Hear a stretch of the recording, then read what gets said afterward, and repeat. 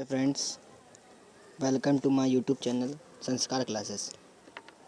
मैं संस्कार शुक्ला आपको फिजिक्स के चैप्टर 1 में इंटरमीडिएट फिजिक्स चैप्टर 1 है कूलाम का नियम, कूलाम के नियम तथा वैद्युत क्षेत्र के विषय में आपको बताऊंगा। ये इंटरमीडिएट सबसे इम्पोर्टेंट चैप्टर है और ये 5 से 6 नंबर का आता है। तो वीडियो स्टार्ट करते हैं। अगर मेरे वीडियो ने आपको किसी ने लाइक नहीं किया है मेरे वीडियो को तो लाइक कर दीजिए, कमेंट कर दीजिए और शेयर कर दीजिए। चलिए वीडियो स्टार्ट करते हैं। अब कूलाम के नियम में पहली हेडिंग आती है आपकी वैद्युत। वैद्युत वैद्युत किसे कहते हैं? वैद्युत किसे कहते हैं मैं आपको समझाता हूँ कि पहले आप इसमें देखिए वैद्युत किसे कहते हैं कि ये जो दो वस्तुएं हैं, ये हैं दो वस्तुएं, एक वस्तु ये है, एक वस्तु ये है। इन वस्तुओं को आप आपस में रगड़ रहे हो। जब हम वस्तुओं को आपस में रगड़ते हैं तो उन वस्तुओं पर चार्ज आ जाता है, यानी कि वस्तु क्या हो जाती है, आवेशित हो जाती है। या तो उस वस्तु में प्लस चार्ज आएगा या तो उस वस्तु में माइनस चार्ज आएगा। ये हमको पार्टिकुलर पता नहीं होता है, इसलिए हम इसको ये कह सकते हैं कि वस्तु आवेशित हो चुकी है।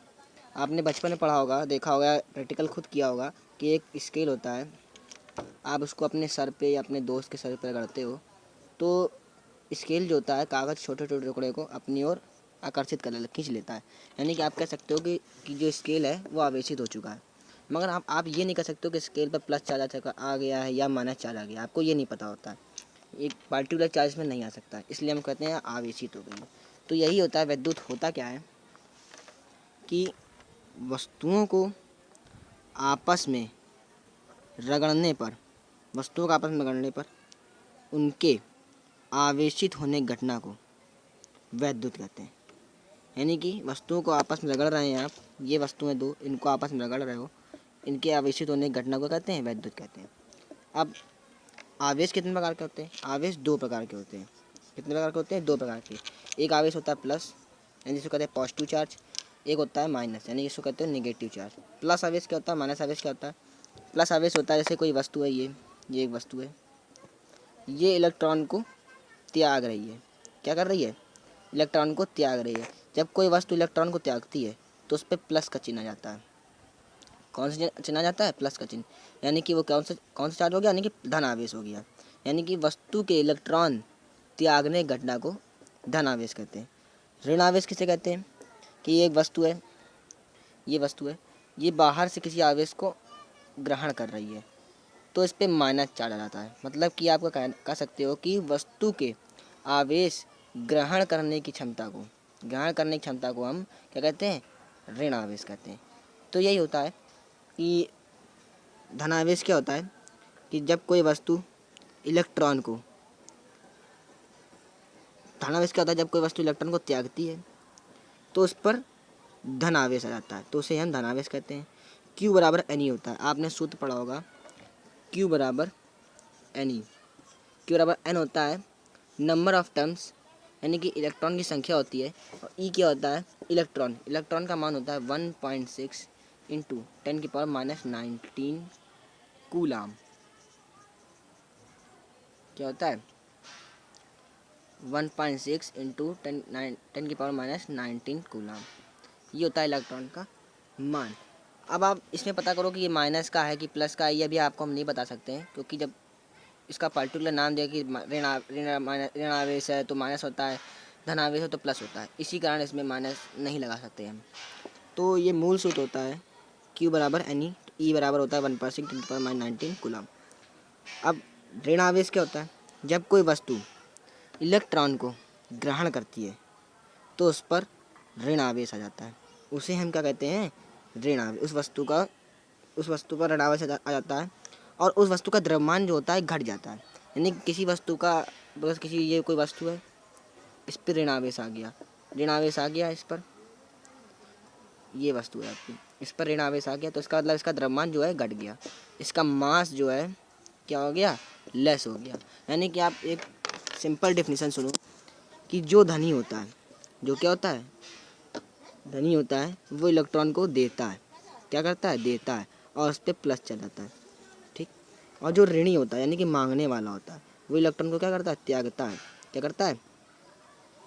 वो इलेक्ट्रॉन को क्या करता है, ग्रहण करता है। जो मंगा होता है, जो मांगता है वो इलेक्ट्रॉन को क्या करता है, ग्रहण करता है, तभी उस पर माइनस चार्ज आता है। यानी कि जो धनी होता है वो इलेक्ट्रॉन देता है, जो ऋणी होता है वो इलेक्ट्रॉन लेता है। बस इतनी परिभाषा इसकी है। आगे आते हैं कूलाम के नियम में। कूलाम का नियम पढ़ने से पहले हम आपको एक मूल सूत्र पे ले चलते हैं इसके, तभी इसकी परिभाषा आप डिफाइन कर सकते हो, यानी कि परिभाषित कर सकते हो। तो इसका मूल सूत्र आपको बताते हैं क्या होता है। तो ये है कूलाम का मूल सूत्र, F proportional to Q1 Q2 upon R square. यहाँ पर Q1 और Q2 क्या है, Q1 Q2 दो आवेश हैं, Q1 Q2 क्या है, दो आवेश हैं, और आर क्या है, इन आवेशों के बीच की दूरी, यानी कि ये दो आवेश रखे हैं, ये दो आवेश रखे हैं, एक Q1 है, एक Q2 है। आपको पता होगा कि प्लस और प्लस आवेश जो होते हैं वो एक दूसरे को बाहर फेंकते हैं, यानी कि प्रतिकर्षित करते हैं। प्रतिकर्षित मतलब बाहर फेंकना। और माइनस और प्लस आवेश होते हैं तो एक दूसरे को चिपका लेते हैं, यानी कि आकर्षित कर लेते हैं। क्या करते हैं, आकर्षित। यानी कि आप सीधे सीधे बात समझो, अपोजिट चार्ज जो होते हैं हमेशा एक दूसरे को चिपकाते हैं, यानी कि अलग अलग चार्ज होते हैं हमेशा चिपकाते हैं, और जो सेम सेम चार्ज होते हैं वो एक दूसरे को बाहर फेंकते हैं। यानी कि आपने एक चुंबक देखा होगा, ये चुंबक है, चुंबक का प्लस ध्रुव है, ये चुंबक का प्लस ध्रुव है। जब चुंबक के प्लस प्लस ध्रुव को आप पास में ले जाते हो, देखते होगे आप एक बल लगता है चुंबक के बाद, फिर हम कहते हैं प्रतिकर्षण बल। क्या करते हैं, प्रतिकर्षण बल। वही प्रतिकर्षण बल चुंबक को बाहर फेंकता है। और आपने देखा होगा चुंबक एक माइनस है, एक प्लस है, चुंबक है, तो उसको आप पास में जाते हो चिपका लेते हैं, यानी कि उसमें कौन सा बल लगता है, प्रतिकर्षण आकर्षण बल लगता है। यानी कि अपोजिट चार्ज में हमेशा आकर्षण बल लगता है और सेम चार्ज में हमेशा प्रतिकर्षण बल लगता है। बस यही है। तो इसमें हम आपको पार्टिकुलर कोई चार्ज का नाम नहीं दे सकते हैं, या तो इसमें हम पार्टिकुलर चार्ज का नाम नहीं दे सकते हैं, ना तो इसको हम प्लस करते हैं ना तो इसका माइनस कर सकते हैं, क्योंकि इसमें प्रतिकर्षण की भी क्रिया होती है और आकर्षण की भी क्रिया होती है। इसलिए हम इसको ना तो प्लस कर सकते हैं ना तो माइनस कर सकते हैं। तो फिर पूरा चित्र देखते हैं। इनके बीच की दूरी क्या है, आर है। इनके बीच की दूरी, इनके बीच की दूरी क्या है, आर है। तो सूत्र क्या बन गया, दो आवेशों के मध्य लगने वाला आकर्षण बल या प्रतिकर्षण बल उन आवेशों की मात्राओं के गुणनफल के अनुपाती, उनके बीच की दूरी के वर्ग के व्युत्क्रमानुपाती होती है। यानी कि इनके बीच की दूरी कितनी है, आर है, इसके वर्ग के व्युत्क्रमानुपाती होती है। अब दोनों समीकरण को मिला दें, हम दोनों समीकरण को क्या करते हैं, मिला दें, यानी कि मिल के बनेगा F proportional to Q1 Q2 upon R square. आपको पता होगा हाई स्कूल में भी आपने पढ़ा होगा, जब प्रपोर्शनल हटता है तो एक कांस्टेंट आता है, या तो के कांस्टेंट आता है या जेड आता है या अल्फा आता है, मगर यहाँ पे कांस्टेंट आएगा F बराबर 1/4 पाई एप्सिलॉन नॉट के Q1 Q2 upon R square. तो यहाँ पर कांस्टेंट क्या आया, ये आया 1/4 पाई एप्सिलॉन नॉट के, ये आपका कांस्टेंट आया। अब इस कांस्टेंट की वैल्यू भी होती है, यानी कि कूलाम के नियम का सूत्र क्या बना जाके, F प्रोपोर्शनल टू कूलाम का नियम का सूत्र बना जाके F बराबर 1/4 pi epsilon naught Q1 into Q2 upon R square. ये बना जाके कूलाम के नियम का सूत्र। इसकी परिभाषा क्या हुई, फिर से देखिए आप, कि किन्हीं दो आवेशों के मध्य लगने वाला आकर्षण बल या प्रतिकर्षण बल, किन्हीं दो आवेशों के मध्य, ये दो आवेश हैं, Q1 है, ये Q2 है, इन पर लगने वाला आकर्षण बल या प्रतिकर्षण बल उन आवेशों के गुणनफल के अनुपाती, ये लिखा है, अनुपाती, तथा उनकी बीच की दूरी के वर्ग के व्युत्क्रमानुपाती होता है, ये लिखा है, उनके बीच की दूरी वर्ग के, यानी कि आर के वर्ग के व्युत्क्रमानुपाती होता है। यही होता है कूलाम का नियम। तो हम फिर से पढ़ लेते हैं कूलाम का नियम क्या होता है, किन्हीं दो बिंदु आवेशों में मध्य लगने वाला आकर्षण अथवा प्रतिकर्षण बल उन आवेशों की मात्राओं के गुणनफल के अनुपाती तथा उनके बीच की दूरी के वर्ग के व्युत्क्रमानुपाती होता है। यह proportional to Q1 Q2 upon R square. ये दो आवेश हैं, इनकी बीच दूरी ये है, ये दो आवेश है। अब देखिए जो मैंने, अब ये मूल सूत्र बन गया आपका जाके F बराबर 1/4 पाई एप्सिलॉन नॉट के Q1 Q2 upon R square.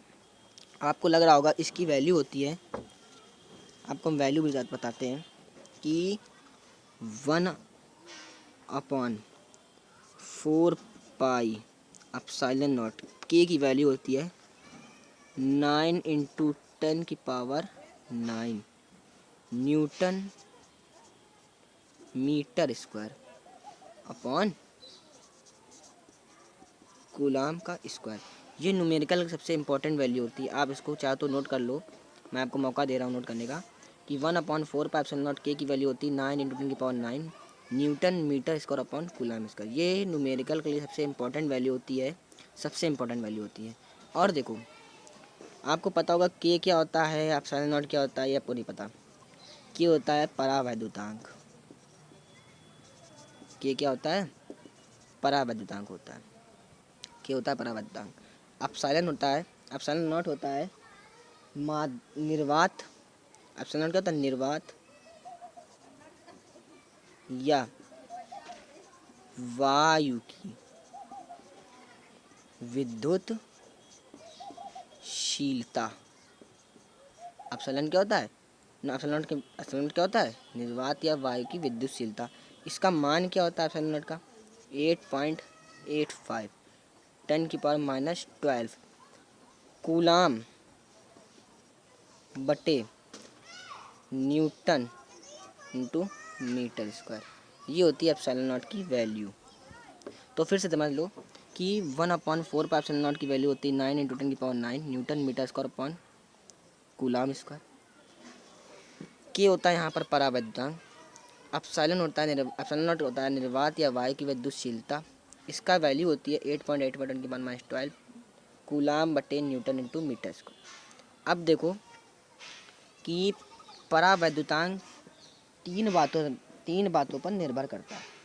किन बातों पर निर्भर करता है, अगर परावैद्युतांक का मान होगा 1, परावैद्युतांक का मान होगा क्या होगा 1, तो माध्यम का ऐसा होगा वायु होगा। सबसे इंपॉर्टेंट वैल्यू होती है एयरफोर्स के बच्चे जो तैयारी कर रहे हो उनके लिए ये ऑप्शनल में क्वेश्चन आता है कि अगर परावैद्युतांक 1 हो, परावैद्युतांक मान 1 हो तो माध्यम कौन सा होता है। तो ये वो लोग एकदम कायदे से पढ़ लें, ये एयरफोर्स के लिए ऑप्शनल क्वेश्चन में सबसे इम्पोर्टेंट चीज़ है। और अगर के का मान होता है 0 तो के का मान होता है इन्फिनाइट, तो माध्यम कैसा होता है, के का मान होता है इन्फिनाइट तो माध्यम होता है धातु। क्या होती है, धातु। के का मान इन्फिनाइट होता है तो माध्यम क्या होता है, धातु होती है। अगर के का मान 1 से क्या हो, ज़्यादा हो, 1 से क्या हो, ज़्यादा हो, तो माध्यम कैसा होगा, माध्यम कैसा होगा, कुचालक या अधातु होगा। क्या होगा, अधातु होगा। ये 3 चीज़ इंपॉर्टेंट होगी एयरफोर्स के बच्चों के लिए, सबसे इंपॉर्टेंट चीज़ है। आप चाहो तो नोट कर सकते हो, मैं वीडियो रोक दूंगा, आप चाहो तो नोट कर सकते हो। के का मान अगर 1 हो तो वायु होता है, के का मान अगर इन्फिनिट होता है तो धातु होती है, के का मान अगर 1 से ज़्यादा होता है तो कुचालक या अधातु होती है। ये इंपॉर्टेंट चीज़ है परावैद्युतांक एयरफोर्स के बच्चों के लिए। मैं फिर से बोल रहा हूँ, इसको तैयार कर लीजिए, सबसे इंपॉर्टेंट चीज़ होती है। अब परावैद्युतांक का सूत्र क्या होता है, के बराबर एप्सिलॉन अपॉन एप्सिलॉन नॉट। आपको बता चुके हैं एप्सिलॉन नॉट क्या होता है, निर्वात या वायु की विद्युतशीलता। अब एप्सिलॉन कौन सी बला है, ये कहाँ से आ गया, ये आपको नहीं पता ना। तो एप्सिलॉन होता क्या है, माध्यम की विद्युतशीलता। क्या होता है, माध्यम की विद्युतशीलता, ये होती है एप्सिलॉन का मतलब। एप्सिलॉन नॉट का मतलब आपको पहले बता चुके हैं, निर्वात या वायु की विद्युतशीलता। तो ये टोटल हो गया। मैं आपको फिर से रिवीजन करा देता हूँ। अगर के का मान 1 होता है तो वायु होती है, के का मान अगर इन्फिनाइट होता है, के का मान अगर इन्फिनाइट होता है तो धातु होती है, के का मान अगर 1 से ज़्यादा होता है तो कुचालक या अधातु होती है। अब के बराबर होता है एप्सिलॉन अपॉन एप्सिलॉन नॉट, जहाँ पर एप्सिलॉन है माध्यम की विद्युतशीलता, एप्सिलॉन नॉट होता है वायु या निर्वात की विद्युतशीलता। ये आपको बता चुका हूँ।